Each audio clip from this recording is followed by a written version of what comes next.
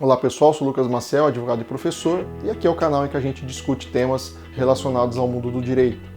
No vídeo de hoje vamos falar sobre uma recente lei aprovada pelo governo federal para modificação no imposto sobre produtos industrializados e os reflexos disso na Zona Franca de Manaus.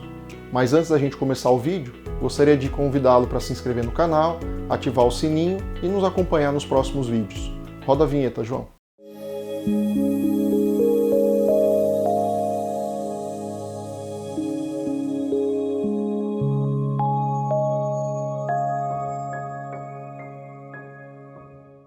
Bom, pessoal, recentemente o governo federal criou um ato normativo modificando algumas regras sobre o IPI, Imposto sobre Produtos Industrializados, que é um tributo federal que tem um impacto muito considerável no preço final dos produtos que nós adquirimos quando a gente vai no supermercado, quando a gente compra um veículo, um computador, qualquer produto que seja industrializado. E a grande questão que surgiu a partir daí é que, mesmo com sendo uma redução de carga tributária, isso gerou um impacto considerável para as indústrias que estão instaladas na Zona Franca de Manaus. Mas para a gente poder entender melhor o contexto dessa discussão, eu preciso explicar para vocês o que é a Zona Franca de Manaus e o que foi alterado para a gente poder verificar esse contraponto. A Zona Franca de Manaus é um benefício fiscal criado naquela zona lá da onde fica a região amazônica, como uma forma de incentivo para que as empresas, as indústrias fossem até aquela região desenvolvê-la, uma vez que ela era uma região pouco habitada e com pouco desenvolvimento econômico. Então, nos anos 1960, os governos da época instituíram a Zona Franca de Manaus como essa maneira de tentar incentivar o crescimento e o desenvolvimento daquela região. E hoje nós temos lá cerca de 600 indústrias que exploram atividade naquela região, subsidiadas por benefícios fiscais, que inclusive recentemente foi prorrogada por mais 50 anos.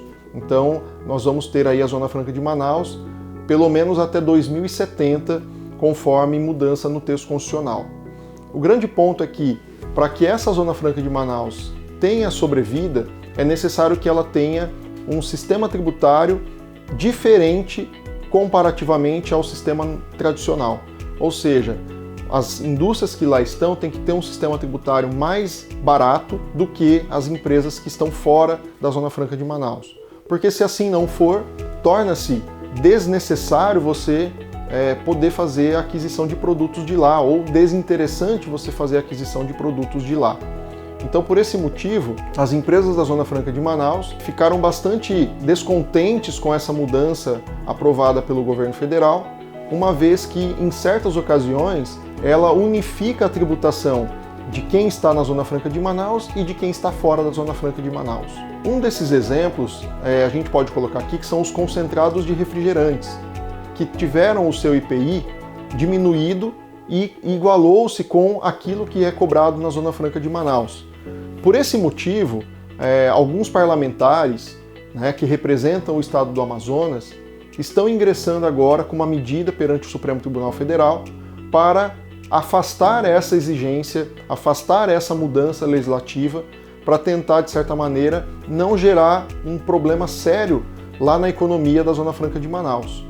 É claro que isso é uma discussão muito complexa, porque para quem representa a Confederação Nacional da Indústria, houve, de certa maneira, uma comemoração quando o governo federal faz isso, porque, de certa maneira, você diminui o custo desses produtos, faz com que eles sejam mais comercializados. Mas o grande ponto aqui de destaque é saber se até que ponto isso interfere ou não na exploração da atividade na Zona Franca de Manaus. Então, vamos aguardar aí o que vai acontecer, mas o fato é que há uma disposição constitucional de que lá na Zona Franca de Manaus é necessário que tenha um subsídio tributário diferenciado em relação às empresas que estão fora da Zona Franca. E isso, de certa maneira, foi quebrado por esse decreto do presidente da República. Segundo o vice-presidente do Congresso, o deputado Marcelo Ramos, do PSD do Amazonas, ao zerar a alíquota do tributo, que estava em 6%, foi ferida a exigência constitucional de que a Zona Franca tenha vantagens comparativas em relação a outras regiões. Ele diz: produzir concentrado dentro e fora da Zona Franca de Manaus não pode custar a mesma coisa. O deputado ainda afirma que a diferença é que, nesse caso, podem argumentar que a vantagem diminui, mas não acabou.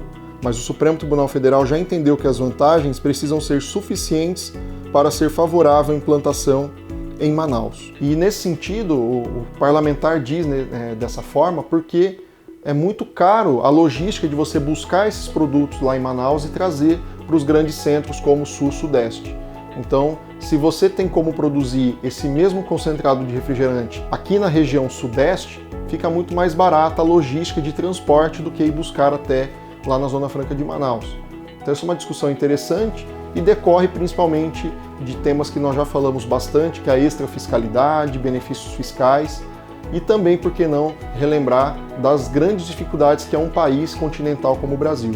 Mas é claro que eu não venho aqui para trazer respostas para essa questão, apenas para que nós possamos, a partir daí, pensar se agiu de forma correta ou não o governo federal, se a Zona Franca de Manaus tem direito de brigar com relação a isso e todos os desdobramentos dessa questão. Bom, então esse foi o vídeo de hoje, espero que você tenha gostado e nos vemos nos próximos vídeos. Até lá!